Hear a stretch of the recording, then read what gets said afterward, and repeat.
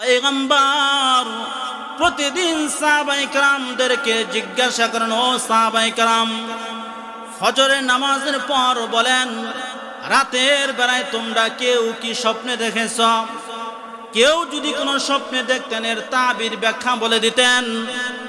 একদিন জিজ্ঞাসা করেন, কেউ কোনো স্বপ্ন দেখে নাই? পয়গম্বর বলে, শোনাও, আজ আমি স্বপ্নে দেখলাম দুইজন সাথী আমাকে উঠায় নিয়ে গেলেন, আমাকে জান্নাত দেখাইলেন, জাহান্নাম দেখাইলেন। জাহান্নামের বিভিন্ন শাস্তির ভিতরে বিভিন্ন আযাব দেখানো হলো। এর মধ্যে একটা শাস্তি হলো, এক বান্দাকে ফেরেশতারা পাথর দিয়ে তার মাথার উপরে ডিল মারতেছে। তার মাথার উপরে যখন আঘাত করা হয়, তার মাথাটা ছিন্ন বিচ্ছিন্ন হয়ে যায়। এই ডিল আবার মারার আগে আগেই তার মাথাটা আবার পরিপূর্ণ হয়ে যায়।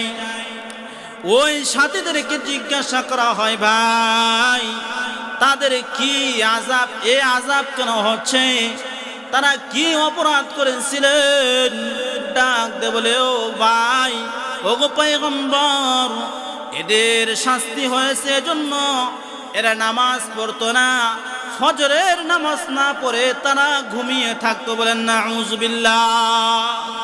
ঘুমের চেয়ে নামাজ ভালো, আর তুমি ঘুমাইও না, ঠিক মতো পড়িলে নামাজ জান্নাত তোমার ঠিকানা। ঠিক কিনা বলেন? ঘুমের চেয়ে নামাজ ভালো, আর তুমি ঘুমাইও না, ঠিক মতো পড়িলে নামাজ জান্নাত তোমার ঠিকানা। পশু পাখি কীট পতঙ্গ কেউ ঘুমিয়ে রইল না, মানুষ হয়ে ঘুমিয়ে থাকা ঠিক তোমাদের হবে না। আহা নবী বেনামাজির শাফাআত করিবেন না, ঠিক মতো পড়িলে নামাজ জান্নাত তোমার ঠিকানা। দাদা গেল, বাবা গেল, কেউ ফিরিয়ে আসলো না, তোমাকেও যেতে হবে বুঝে, তো মন বুঝে না। একটুখানি নেকের তোরে রোজ হাসরের মাঠেতে, বাবা ঘুরবে ছেলের পিছে, ছেলে বাবার আগেতে। একটুখানি নেকের তোরে রোজ হাসরের মাঠেতে, বাবা ঘুরবে ছেলের পিছে, ছেলে বাবার আগেতে। ঘুমের চেয়ে নামাজ ভালো, আর তুমি ঘুমাইও না, ঠিক মতো পড়িলে নামাজ জান্নাত তোমার ঠিকানা। কোরআন তিলাওয়াত করা হয়, ওই সময় তোমরা চুপ থাকো এবং মনোযোগ সহকারে শোনো। ও বান্দা, চুপ থাকলে কি হবে, মনোযোগ সহকারে শুনলে কি হবে শোনো। লাআল্লাকুম তুরহামুন। বান্দা, আল্লাহ তোমাদের উপরে রহমত নাজিল করবে। বলেন সুবহানাল্লাহ।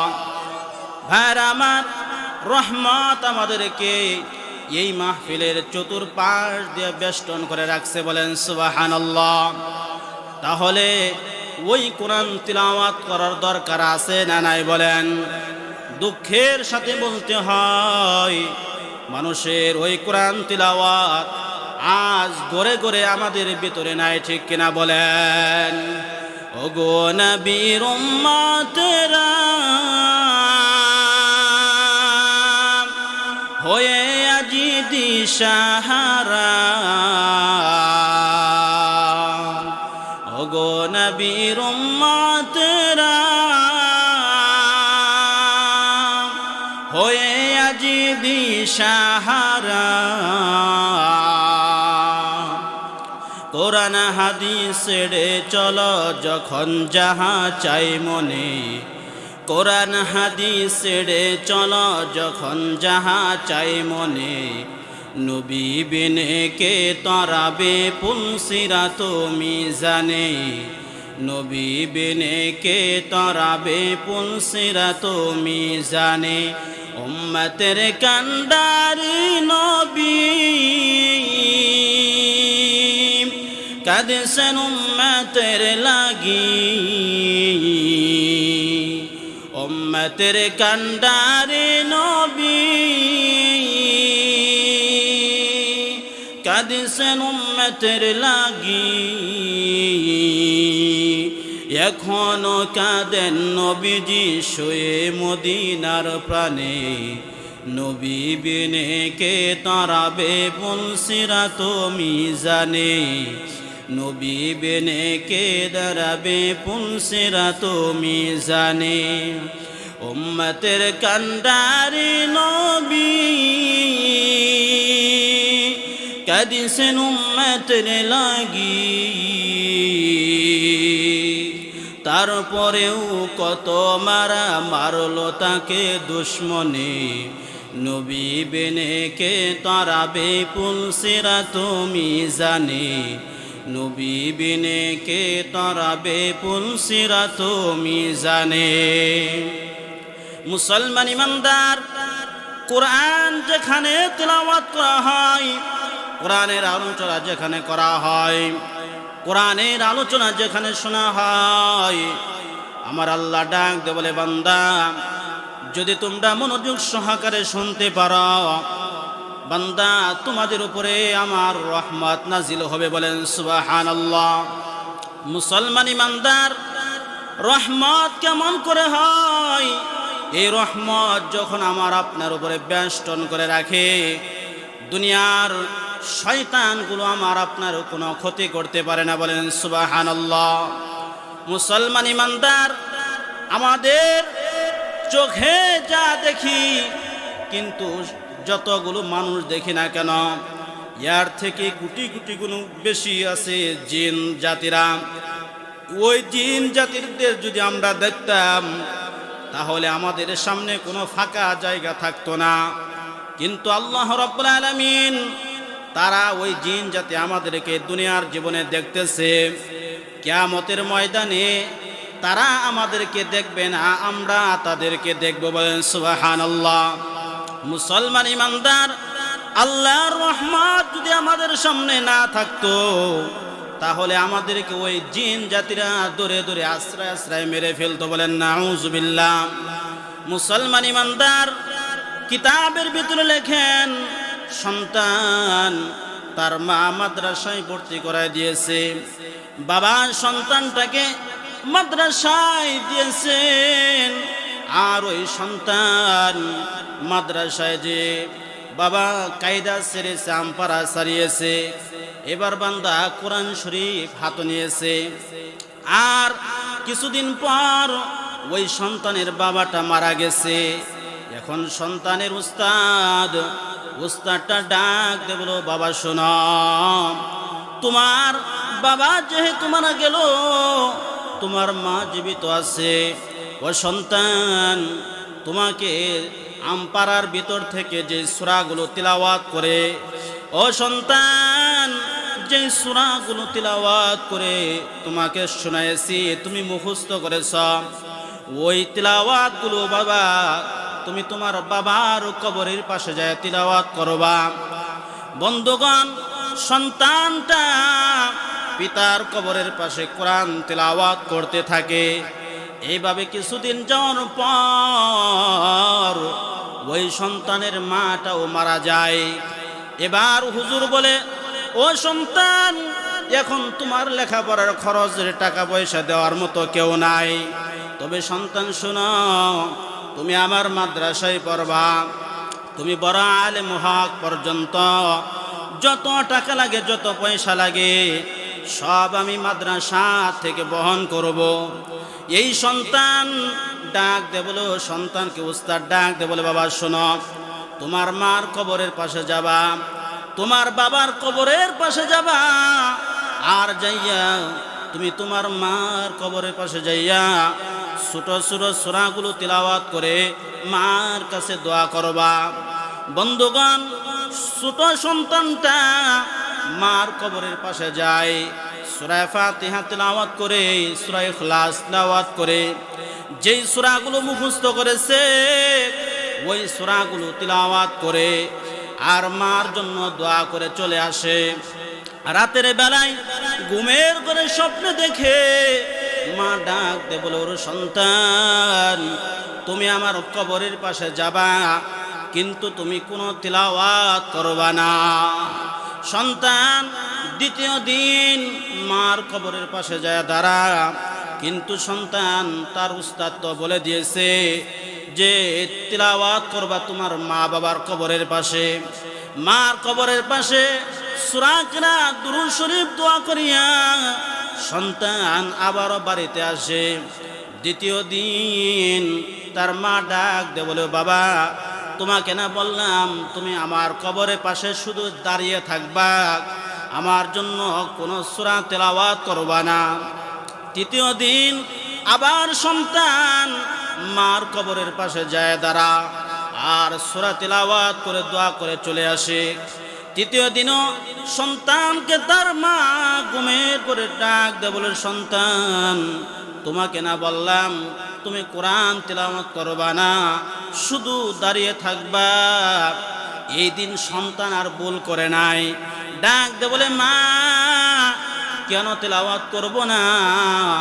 আমার উস্তাদ তো আপনার কবরের পাশে দাঁড়িয়ে আমাকে সূরা তেলাওয়াত করে দোয়া করে আসতে বলেছে। ওই মা ডাক দে বলে, ও সন্তান, শোনো, তুমি যখন কোরআন তিলাওয়াত করো, ও বান্দা, ও বাবা, তুমি যখন আমার কবরের পাশে এসে কোরআন তিলাওয়াত করো, ফেরেশতা তোমাকে রহমতের তাজর দিয়া বেষ্টন করে দেয়। আমি মা তোমাকে দেখতে পাই না। ও সন্তান, তুমি যদি কোরআন তিলাওয়াত না করতা তাহলে আমি তোমাকে প্রাণ ভরে দেখতাম। বলেন সুবহানাল্লাহ। ও বন্ধুগণ, এখন বলেন কোরআন তিলাওয়াতের দরকার আছে না নাই? ভাইরা আমার, এ কোরআন তিলাওয়াত যদি করা হয়, বান্দা যদি বিশ্বের ভিতরে যদি মহাব্বত থাকে, তাহলে বান্দা এই কোরআন কিয়ামতের ময়দানে সুপারিশ করে জান্নাতে পৌঁছায় দিবে। বলেন সুবহানাল্লাহ। মুসলমান ইমানদার, আল্লাহ রাব্বুল আলামিন বলেন, ওয়ালাকাদ ইয়াসসারনাল কুরআনা লিয-যিকরি ফাহাল মিন মুদ্দাকির। ও বান্দা, তোমার জন্য আমি এই কোরআনকে সহজ করে দিলাম। বলেন সুবহানাল্লাহ। কিন্তু মুসলমান, আমার আপনার সন্তানকে, ও বান্দা, বাংলা, ইংরেজি, অঙ্ক সব কিছু শেখায়। ওদের জন্য প্রাইভেট পড়ানো হয়, টিচার ডাকা হয়। কিন্তু বান্দা, মুসলমানের ঘরে জন্ম নিয়া কিন্তু বান্দা সন্তানকে কোরআন শেখায় না। ঠিক কিনা বলেন? ভাইরা আমার, ওই সন্তান যদি কোরআন তিলাওয়াত করা হতো, তাহলে বান্দা আপনি আমার জন্য কোরআন তিলাওয়াত করতো। ওই কোরআনের তিলাওয়াতের সওয়াব আপনি আমি কবরে শুয়ে শুয়ে পাইতাম। বলেন সুবহানাল্লাহ। মুসলমান ইমানদার, আল্লাহ রাব্বুল আলামিন ডাকতে বলে, বান্দা, ফাকরাউ মা তায়াসসারু মিনাল কুরআন। ও বান্দা, তুমি হাফেজ না, তাতে কি হয়েছে? তুমি সূরা ইখলাসটা পারো। ও বান্দা, সূরা ইখলাস তাই বেশি বেশি তেলাওয়াত করতে থাকো। ও বান্দা, একবার যদি সূরা ইখলাসটা একবার তিলাওয়াত করো, 10 পারা কোরআন তিলাওয়াতের সওয়াব হয়ে যায়। বলেন সুবহানাল্লাহ। ও বান্দা, সূরা ইখলাসটা যদি 2 বার তিলাওয়াত করো, 20 পারা কোরআন তিলাওয়াতের সওয়াব হয়ে যায়। বান্দা, 3 বার যদি সূরা ইখলাসটা তিলাওয়াত করে নাও, তাহলে বান্দা 1 খতম কোরআন তিলাওয়াতের সওয়াব হয়ে যায়। বলেন সুবহানাল্লাহ। মুসলমান ইমানদার, এই কোরআন তিলাওয়াত করতে হবে তাসবিদের সহিত, তারতিলের সহিত। আল্লাহ রাব্বুল আলামিন বলেন, ওয়ারাতিলিল কুরআনা তারতিলা। বান্দা, তোমার যতটুকু কণ্ঠ আছে, তোমার লেহান যত সুন্দর আছে, ওই সুন্দর লেহান দিয়ে তুমি কোরআন তিলাওয়াত করো। বলেন সুবহানাল্লাহ। এই কোরআন আমার আপনার পয়গম্বরের উপর, নবী মুহাম্মদুর রাসূলুল্লাহ সাল্লাল্লাহু আলাইহি সাল্লামের উপর নাজিল হয়েছে। ও বান্দা, কোরআন তিলাওয়াত করো। নবীজি কোরআন তিলাওয়াত করে, এত সুন্দর করে কোরআন তিলাওয়াত করে ও বান্দা, ওই কাফের মুশরিকরা নবীজির কোরআন তিলাওয়াত না শুনিয়া তাদের ঘুম আসতো না, বলেন সুবহানাল্লাহ। ভাইরা আমার, এ কান্দারবাড়ি এলাকার যুবক, তোমরা এই মাহফিলের আয়োজন করলাম। ও বান্দা, যদি তোমার ভিতরে কোরআনের যদি প্রশিক্ষণটা নিয়ে রাখতে পারো, কোরআনের শিক্ষাটা যদি তোমার এই 5 ফিট দেহের ভিতরে যদি তুমি ফিট করতে পারো, তাহলে এই কোরআন তোমাকে ইহকালীন নাজাত, পরকালীন মুক্তি দিয়ে দিবে, বলেন সুবহানাল্লাহ। মুসলমান ইমানদার, আল্লাহ রাসূলের দরবারে ঘরের ভিতরে একজন সাহাবী প্রবেশ করেন, আব্দুল্লাহ ইবনে মাখতুম রাদিয়াল্লাহু তাআলা আনহু। ওয়ান্দ সাহাবী ঘরের ভিতরে যখন প্রবেশ করে, আল্লাহ রাসূল তার স্ত্রীকে বললেন, তোমরা ওই পাশে চলে যাও। ডাক দে বলে, ওগো আল্লাহর রাসূল, আপনি সাহাবী তো অন্ধ, তারা তো আমাকে দেখবে না। পয়গম্বর বলে, ও আমার বিবিগণ, তারা সে যদি তোমাকে না দেখে, তোমরা তো অন্ধ না, তোমরা তো আমার সাহাবীকে দেখো, ঠিক কিনা বলেন? মুসলমান ইমানদার, আমার আপনার পয়গম্বর তার উম্মতকে এটা শিক্ষা দিতেছে যে আমার উম্মত যারা সত্যিকারী আমার বান্দা, সত্যিকারী আল্লাহর বান্দা হবে, আশিক হবে নবীর, তারা প্রত্যেকটা কোরআনের আয়াতের ওই সব কিছু তাদের 5 ফিট দেহের ভিতরে ফিট করবে, ঠিক কিনা বলেন? ও বান্দা, এই কোরআনের বিরোধিতা যারা করবে, তাদের এই কোরআন নিয়ে যদি কারো চোখ কি বলে, যদি চোখ বাধা দেয়, আমার ওই বান্দারা চোখকে উপড়ে ফেলবে, ঠিক কিনা বলেন? এই কোরআনের বিরোধিতা কারো পা যদি এগিয়ে যায়, ওই পা ভেঙ্গে ফেলবে আমার আশিকে রাসূলের উম্মতগণ। আমার এই কোরআনের বিরোধিতা করতে যাইয়া কারো হাত যদি কোরআনের দিকে অগ্রসর হয়, ওই হাত আমার আশিকের আশিক উম্মত হবে না, ঠিক কিনা বলেন? মুসলমান ইমানদার, ওই আমেরিকার ঘটনা কিতাবের ভিতরে পড়লাম। আমেরিকার ভিতরে ওই বান্দা তাবলিগ জামাত চলে গেছে। তাবলিগ জামাতের একজন সাথী অসুস্থ হয়ে পড়ে, তাকে হসপিটালে ভর্তি করা হলো। নার্স, মহিলা নার্স, অবিবাহিত একজন নার্স, ওই তাবলিগ জামাতের সাথীকে তার দেখশন করতেছে। ও বান্দা, 2-4 দিন হয়ে যা, কিন্তু তার চেহারার দিকে ফিরে তাকায় না। একদিন যখন রোগীটা হসপিটাল থেকে বাহিরে বিদায় নিয়ে আসবে, ওই নার্স বলতেছে, ও ভাই, তুমি আমাকে বিবাহ করো। ওই বলতেছে, কিভাবে বিবাহ করব? তুমি হলা খ্রিস্টান আর আমি হলাম মুসলিম। বলে, অবশ্যই আমি তোমার যেই সত্য ধর্মকে আমি খুঁজে পেয়েছি, যেই ধর্মের ভিতরে একজন পুরুষ একজন নারীর দিকে তাকাই না, ওটা অবশ্যই সত্য ধর্ম। আমি তোমার ধর্ম গ্রহণ করে আমি মুসলমান হয়ে যাবে, বলেন সুবহানাল্লাহ। মুসলমান ইমানদার, ওই বান্দা কোরআনের একটা সাজেশন মেনে চলেছে। সেটা কি? সূরা নূরের 30 নম্বর আয়াত সে মান্য করেছে, সে মেনে চলেছে। আল্লাহ রাব্বুল আলামিন বলেন, কুল্লিল মুমিনিনা ইয়াগুদ্দু মিন আবসারিহিম ওয়া ইয়াহফাযু ফুরুজাহুম। ও বান্দা, মুমিনদেরকে জানিয়ে দিন, তারা যেন তাদের দৃষ্টিকে সংযত রাখে এবং নিজের লজ্জাস্থানকে হেফাজত করে। ও বান্দা, কোরআনের এই আয়াতের অর্থ আমার আপনার যুবকের ভিতরে নাই। ও যুবক বন্ধু, তোমার ভিতরে যদি এই কোরআনের যদি এই শিক্ষাটা থাকতো, তাহলে আদর্শ একজন যুবক হয়ে যায়, তা ঠিক কিনা বলেন? মুসলমান ইমানদার, কোরআনের শিক্ষা আমার আপনার সন্তানদেরকে যদি না দেই, কবরে যাই আমার ভিতরে দুর্দশা আর কম হবে না।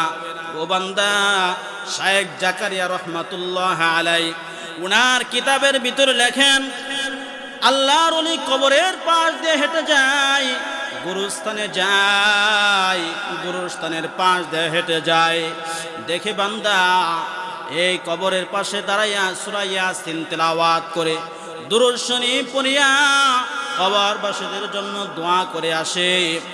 আর দোয়া করে আসার পর রাতের বেলায় আল্লাহর ওলি ঘুমের করে স্বপ্নে দেখে, ও বান্দা ফেরেশতারা নেকি দিয়া নেকিগুলো খাজায় ভর্তি করে নিয়ে আসছে, আর প্রত্যেকটা মুর্দাগুলোকে নেকিগুলো বন্টন করে দিতেছে। বলেন সুবহানাল্লাহ।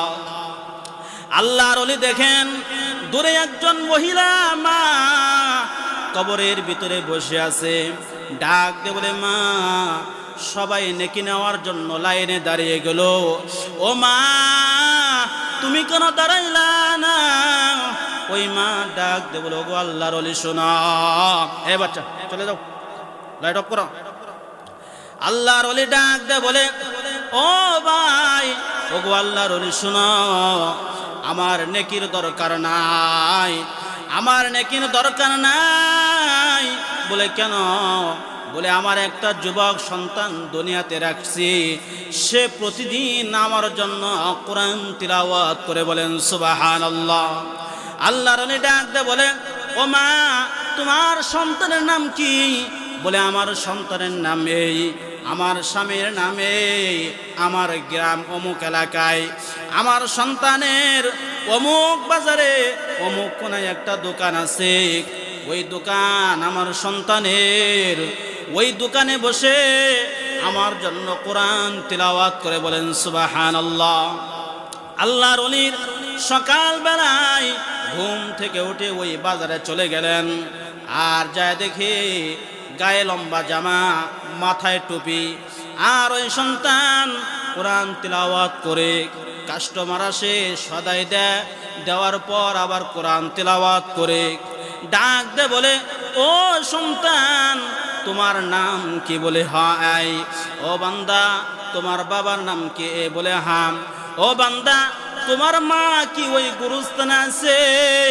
ডাক দে বলে, হুজুর, অনেক দিন হয়ে যায়, আমার মার কথা মনে পড়ে, আমি মার জন্য প্রতিদিন কোরআন তিলাওয়াত করি।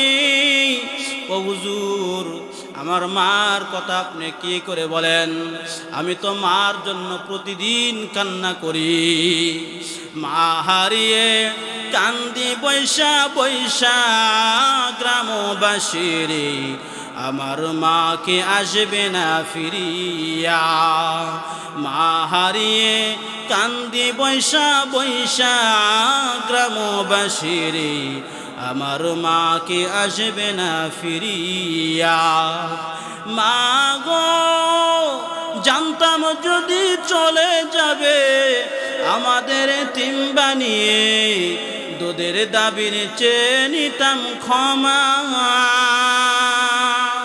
মা গো, জানতাম যদি চলে যাবে আমাদের এতিম বানিয়ে, দুধের দাবির চেয়ে নিতাম ক্ষমা। আসবেন আর এই ধরাতে ফেলে মোরা চোখের পানি, কান্দি মোরা তোমাকে হারাইয়া গ্রামবাসীরে, আমার মাকে আসবে না ফিরিয়া। মা হারিয়ে কান্দি বৈশা বৈশা গ্রামবাসীরে, আমার মাকে আসবে না ফিরিয়া। মুসলমান ইমানদার, আল্লাহর ওলি ডাক দে বলে, যুবক, তোমার মার জন্য তুমি কোরআন তিলাওয়াত করবা। তুমি যদি কোরআন তিলাওয়াত করো, এই কোরআনের সওয়াবগুলো তোমার মার কবরের ভিতরে চলে যায়। বলেন সুবহানাল্লাহ। মুসলমান ইমানদার, এজন্য আল্লাহ রাব্বুল আলামিন ডাক দে বলেন, ইন্নাল্লাযীনা ইয়াতলুনা কিতাবাল্লাহ। ও বান্দা, কোরআন তিলাওয়াত এমন একটা ব্যবসা, যেই ব্যবসা করলে তুমি আখিরাতে ধ্বংস হবে না, ক্ষতিগ্রস্ত হবে না। বলেন সুবহানাল্লাহ। মুসলমান ইমানদার, এজন্য আমার আপনার সন্তানকে কোরআন শিক্ষা দিতে হবে, কোরআনের জ্ঞান তাদেরকে দিতে হবে। মুসলমান ইমানদার, এই কোরআনের এমন একটা মুজিজা, ও বান্দা 10 পৃষ্ঠা 20 পৃষ্ঠা একটা ছোট ছোটি বই, শুরু থেকে শেষ পর্যন্ত কেউ কোনো একটা পৃষ্ঠা বাদ দিবে, একটা লাইন বাদ দিবে এমনও হবে না কারো। কিন্তু এমন একটা আল্লাহর কালাম, এই কালাম হাজার নয় লক্ষ লক্ষ কোরআনের হাফেজ আমার বাংলার জমিনে আছে, ঠিক কিনা বলেন? এজন্য মুসলমান ইমানদার, ওই কোরআন তিলাওয়াত করতে হবে। আপনি পারেন না, আপনার ছেলের পাশে বসে যান, আপনার মেয়ের পাশে বসে যান, অথবা আপনার ছেলে মেয়ে পারে না, ইমাম সাহেবের কাছে বসে যান। ও মুসলমান ইমানদার, ওই আপনার এলাকার ইমাম সাহেব আপনার মেহমান, আপনার এলাকার মুয়াজ্জিন সাহেব আপনার এলাকার মেহমান, আপনার এলাকার তাবলীগ জামাতের সাথীরা আপনার এলাকার মেহমান। আল্লাহ ডাক বলে, বান্দা মেহমানদারিকে তাজিম করো, আমি আল্লাহ তোমার উপরে রাজি এবং খুশি হয়ে যাব। বলেন সুবহানাল্লাহ। মুসলমান ইমানদার, 2 নম্বর ব্যবসা ওয়া আকামুস সালাহ। ও বান্দা, 2 নম্বর কাজ হলো বান্দা তুমি নামাজ কায়েম করবা, নামাজ পড়বা। কি ভাই? 2 নম্বর কাজ হলো বান্দা নামাজকে প্রতিষ্ঠিত করতে হবে, নামাজ পড়তে হবে। দুঃখের সাথে বলতে হয়, আজ আমি আপনি নামাজ পড়ি, কিন্তু এই নামাজ আমাদেরকে জাহান্নামের আগুন থেকে ফেরাবে না, এই নামাজ আমাদেরকে জাহান্নামের কারণ হয়ে যাচ্ছে, ঠিক কিনা বলেন? আল্লাহ রাব্বুল আলামিন সূরা মাউনের ভিতরে ডাক দিয়ে বলেন, আল্লাযীনা হুম ইউরাউন। ও বান্দা, আল্লাযীনা হুম আন সালাতিহিম সাহুন। ও বান্দা তাদের জন্য দুর্ভোগ যারা লোক দেখানোর জন্য নামাজ কায়েম করে। বলেন নাউযুবিল্লাহ। অনেক মানুষ আছে একা একা যখন নামাজ পড়ে তারা হুরা করে নামাজ আদায় করে দেয়, কিন্তু বান্দা যখন মানুষ তাদের সামনে থাকে সুন্দর করে নামাজ পড়ে, ঠিক কিনা বলেন? হ্যাঁ, আমার মসজিদে গিয়ে নামাজ আদায় করতে হবে, কিন্তু বান্দা আজান হয়ে যায়, আমি আপনি নামাজের কাছেও যাই না, ঠিক কিনা বলেন? আজান কানে শুনিয়া কেমনে থাকো ঘুমায়া, আজান কানে শুনিয়া কেমনে থাকো বসিয়া, কবরের আযাবের কথা একটু স্মরণ করো না, কবরের আযাবের কথা একটু স্মরণ করো না, চিন্তা করে দেখো না কবরে কি যাইবা না, চিন্তা করে দেখো না কবরে কি যাইবা না। যেই কবরে আল্লাহ ছাড়া বন্ধু কেহ থাকবে না, যেই কবরে আল্লাহ ছাড়া বন্ধু কেহ পাইবা না, চিন্তা করে দেখো না কবরে কি যাইবা না, চিন্তা করে দেখো না কবরে কি যাইবা না। দিলে ভরা অহংকার চিনো না আজ খোদার ঘর, দিলে ভরা অহংকার চিনো না আজ খোদার ঘর, কেমনে সেথায় থাকবি পরে শুধুই মাটির বিছানা, কেমনে সেথায় থাকবি পরে শুধুই মাটির বিছানা, চিন্তা করে দেখো না কবরে কে যাইবা না, চিন্তা করে দেখো না কবরে কে যাইবা না।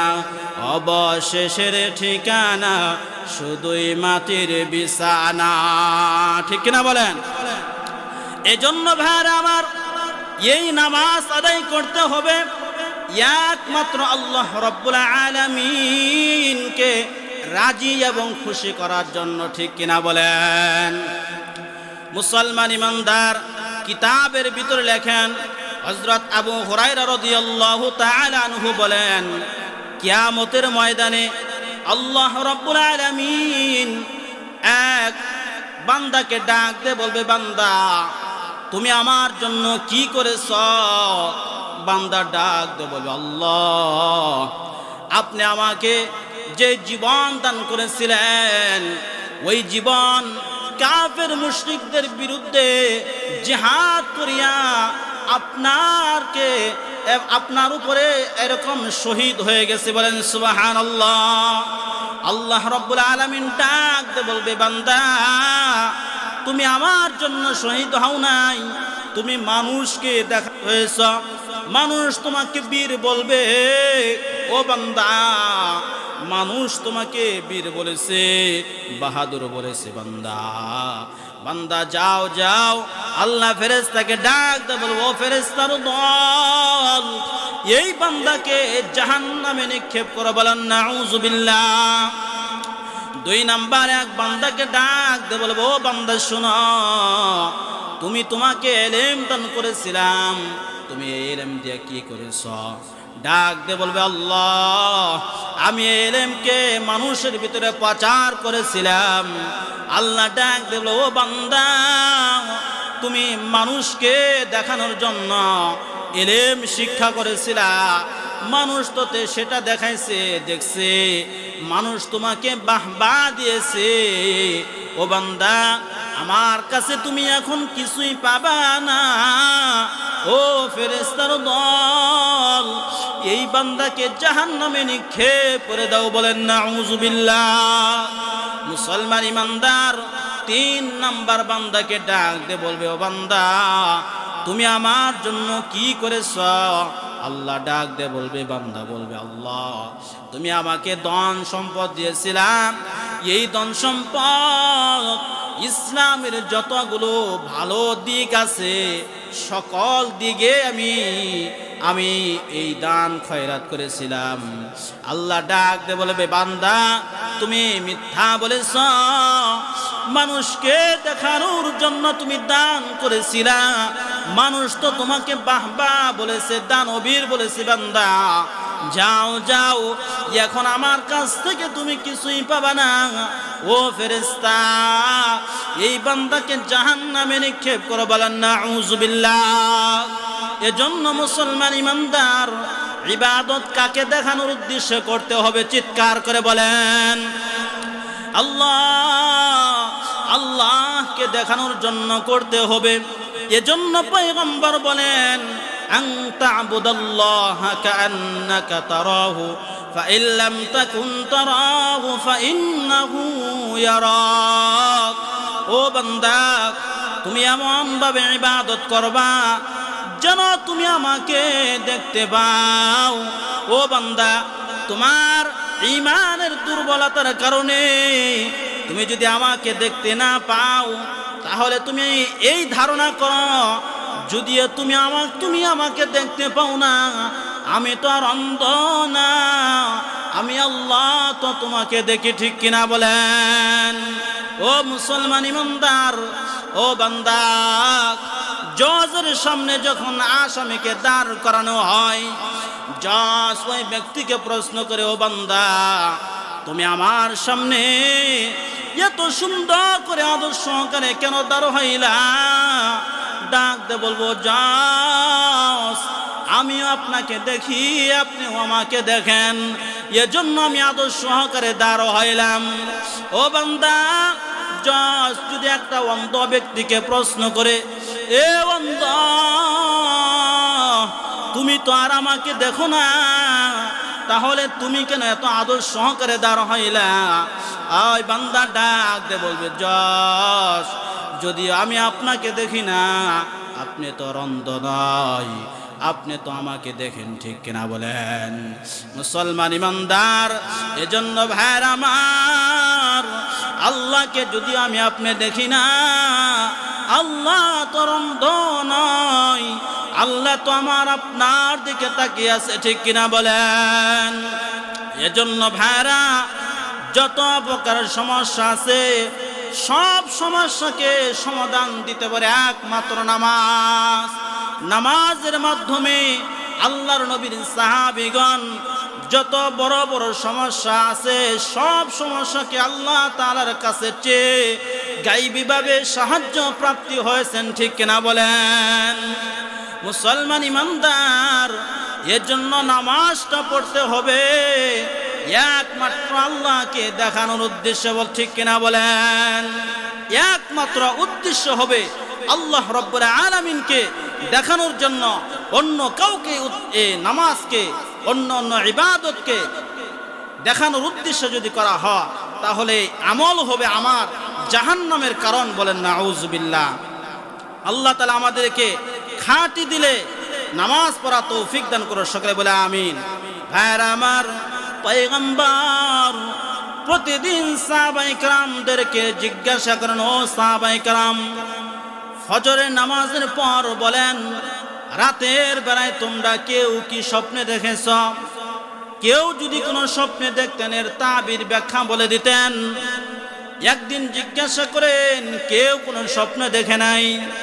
পয়গম্বর বলেন, শোনাও, আজ আমি স্বপ্নে দেখলাম দুইজন সাথী আমাকে উঠায় নিয়ে গেলেন, আমাকে জান্নাত দেখাইলেন, জাহান্নাম দেখাইলেন। জাহান্নামের বিভিন্ন শাস্তির ভিতরে বিভিন্ন আযাব দেখানো হলো। এর মধ্যে একটা শাস্তি হলো, এক বান্দাকে ফেরেশতারা পাথর দিয়ে তার মাথার উপরে ডিল মারতেছে। তার মাথার উপরে যখন আঘাত করা হয় তার মাথাটা ছিন্ন বিচ্ছিন্ন হয়ে যায়। এই ডিল আবার মারার আগে আগেই তার মাথাটা আবার পরিপূর্ণ হয়ে যায়। ওই সাথীদেরকে জিজ্ঞাসা করা হয়, ভাই তাদের কি আযাব, এই আযাব কেন হচ্ছে? তারা কি অপরাধ করেছিলেন? ডাক দে বলে, ও ভাই, ও গো পয়গম্বর, এদের শাস্তি হয়েছে এজন্য এরা নামাজ পড়তো না, ফজরের নামাজ না পড়ে তারা ঘুমিয়ে থাকতো, বলেন নাউজুবিল্লাহ। ঘুমের চেয়ে নামাজ ভালো, আর তুমি ঘুমাইও না, ঠিক মতো পড়িলে নামাজ জান্নাত তোমার ঠিকানা, ঠিক কিনা বলেন? ঘুমের চেয়ে নামাজ ভালো, আর তুমি ঘুমাইও না, ঠিক মতো পড়িলে নামাজ জান্নাত তোমার ঠিকানা। পশু পাখি কীট পতঙ্গ কেউ ঘুমিয়ে রইল না, মানুষ হয়ে ঘুমিয়ে থাকা ঠিক তোমাদের হবে না। আহা নবী বেনামাজির শাফাআত করিবেন না, ঠিক মতো পড়িলে নামাজ জান্নাত তোমার ঠিকানা।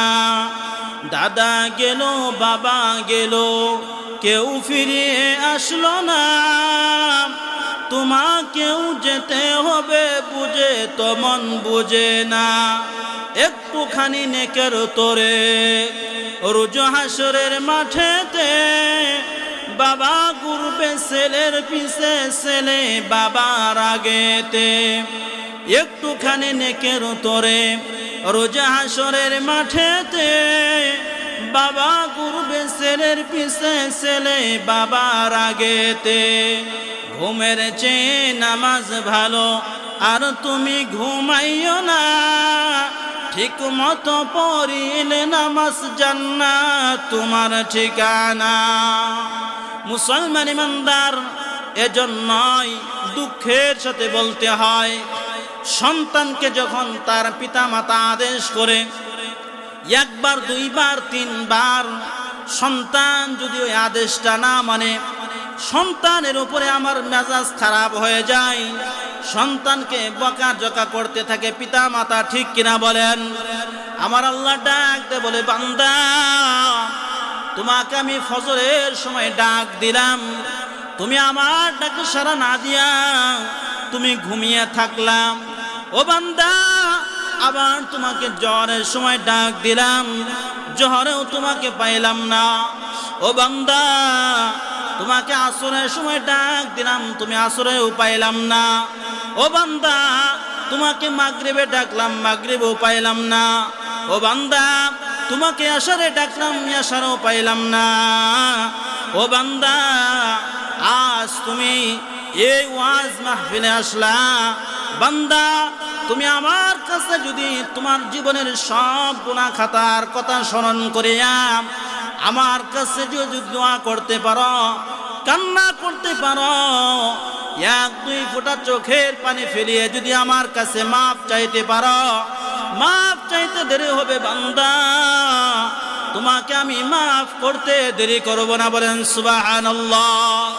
ও মুসলমান ইমানদার, মা মারা যায় চোখের পানি আসে, বাবা মারা যায় চোখের পানি আসে, ভাই মারা গেলে চোখের পানি আসে, কিন্তু বান্দা জাহান্নামের আগুন আমার আপনার গুনার কারণে যে প্রজ্বলিত হয়ে আছে, এজন্য আমি আপনি কোনো সময় কান্না করলাম না। আল্লাহ রাব্বুল আলামিন বলে, বান্দা ফালইয়াদহাকু কলিলান ওয়ালইয়াবকু কাসীরা, বান্দা বেশি বেশি করে কাঁদো, কম কম করে আসো। ও বান্দা, এই দুনিয়াতে যদি তুমি সারা জীবন গরিব থাকো, তাও তোমাকে কবরের ভিতরে যাইতে হবে। ও বান্দা, এই দুনিয়াতে যদি তুমি সচ্ছল টাকা পয়সার মালিক হয়ে যাও, তাও তোমার হায়াত শেষ হবে, কবরে যাইতে হবে। এ যুবক,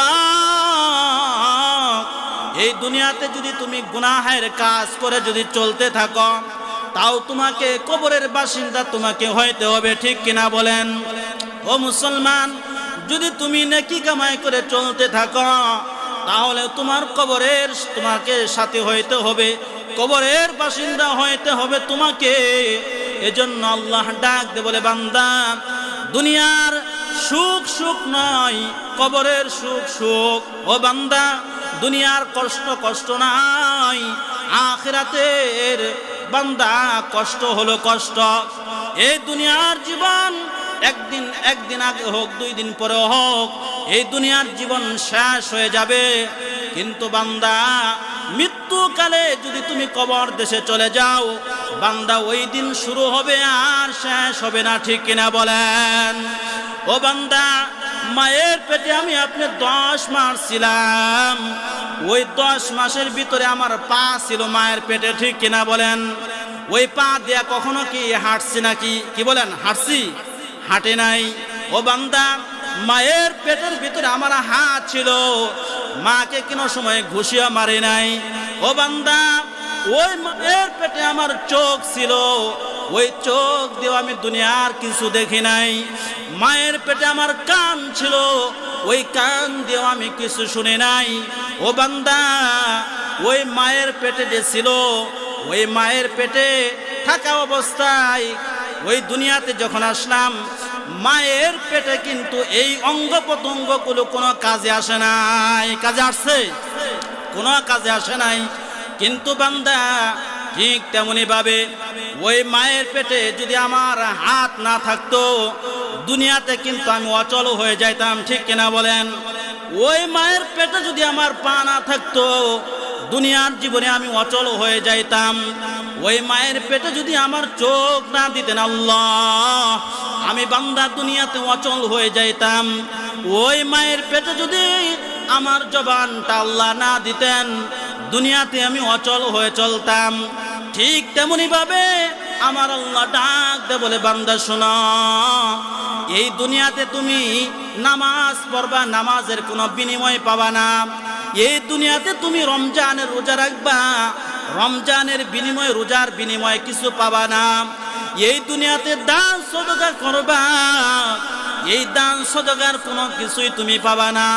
ও বান্দা, এই দুনিয়াতে তুমি মানুষের সহযোগিতা করবা, উপকার করবা, কিছুই দুনিয়াতে পাবা না। ও বান্দা, পাবা কখন জানো? এই দুনিয়ার জীবন থেকে যদি যেদিন কবর দেশে চলে যাইবা, ওই কবর দেশে কিন্তু তুমি এই ভালো কাজের ফলগুলো তুমি পাবা, ঠিক কিনা বলেন? কেউ পাই হবে আমার কবরে, কেমনে থাকবো অন্ধকার কবরে, সাথী নাই বাতি নাই